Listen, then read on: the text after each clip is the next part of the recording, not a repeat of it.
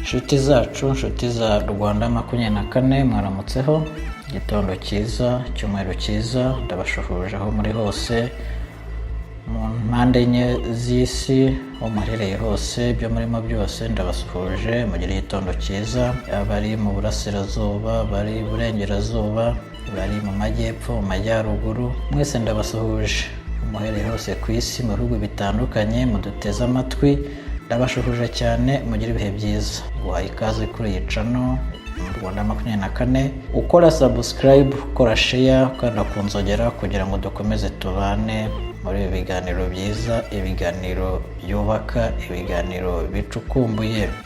Uyu munsi rero tugiye kurebera hamwe ibintu bimaze iminsi bivugwa muri showbiz. Amaze iminsi havuga umugabo bita Nyarwaya Innocent. Uyu mugabo uzwi ku izina rya Yago. Amakuru atugeraho avuga ko noneho uyu musore w'umuhanzi nyarwanda yaciye bugufi agasaba imbabazi, agasezeranya abamukurikira ko atazongera kujya mu matiku yo kuri social media aterana amagambo n'abamuvuga nabi.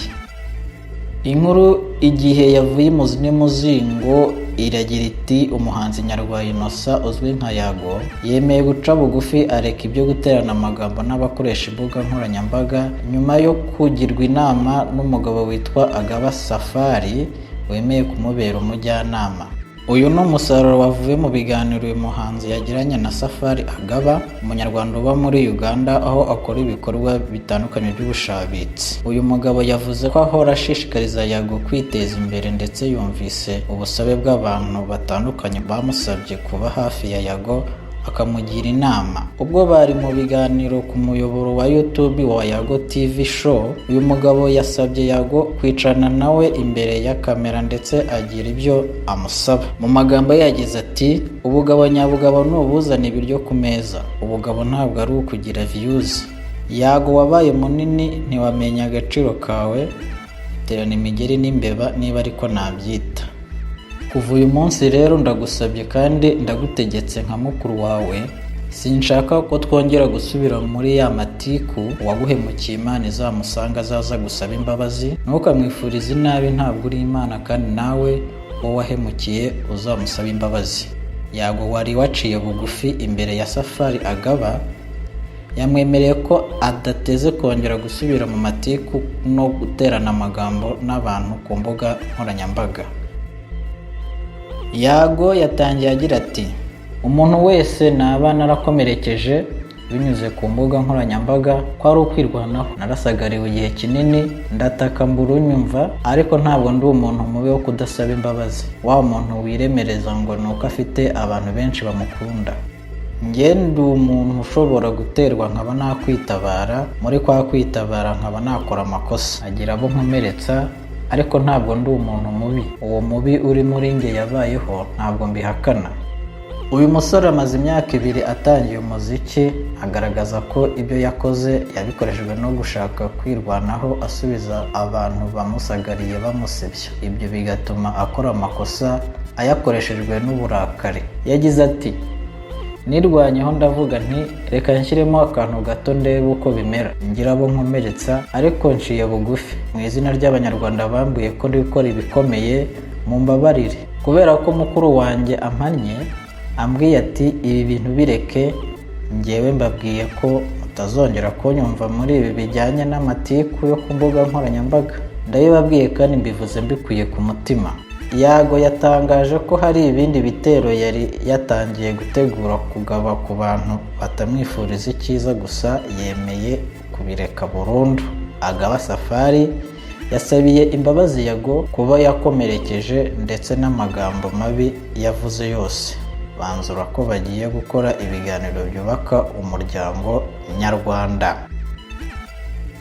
Ngayo nguko rero ibya Yago. Ubu amakuru ari kuvugwa nayo ngayo ko yasabye imbabazi abantu bose yahemukiye, abantu bose yavuze nabi, abantu bose yakomerekeje. Bigaragare ko ibyo yavugaga n'ibyo yakoraga mu by'ukuri yabitewe n'uburakari nk'uko abivuga. Nta n'ukuri kwarimo, ibyinshi yarabeshyaga. Ibyo rero bikamuteranya n'abantu benshi bari muri showbiz.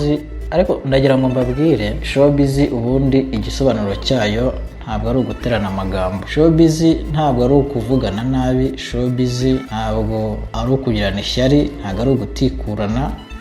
Showbiz akamaro kayo ahubwo ni uguhuza abantu bakunga ubumwe, bagateza imbere ikintu kijyanye na entertainment mu rwego rwiza, mu buryo bwo gushimisha ababakurikira.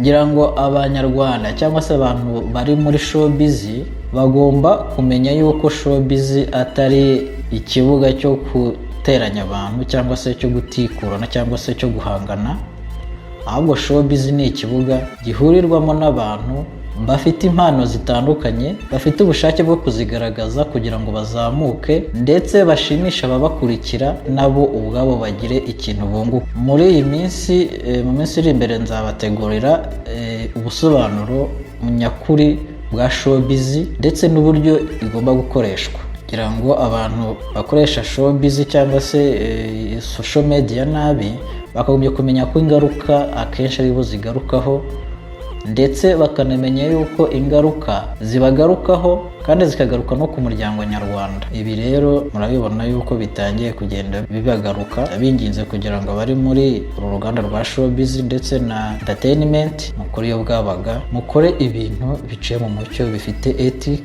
kandi mu by'ukuri ni nabyo bizabagira akamaro kurusha uko mwajya guhanganisha abantu mubwira ngo uyu ngo jya ahangaha utukuyu, uyu nguyu uva hano utukuyu, nk'uko ejo bundi umuyobozi wa RIB yararimo arabitubwira. Mureke guhangana, ahubwo mwitoze gukorana mwese kugira ngo muzamure igihugu. Ubundi showbiz iri mu bintu bishobora kuzamura igihugu bikakigeza ku rwego mpuzamahanga, ariko iyo ikozwe neza, ikozwe mu buryo bwa ethic, hatabayemo ibintu byo guhangana no kwikunda. Murakoze rero, mwari kumwe n'umusaza Mombasa. Ibiganiro byacu mubikurikire mukora subscribe, mukanda like, ndetse mukora na comment, mwandika aho hasi uko mubyumva, uko mudukurikira, turabibona, kugira ngo rero ibindi biganiro bizabagereho binoze biteguye neza. Murakoze cyane, mu gihe cy'umweru cyiza. Bye bye.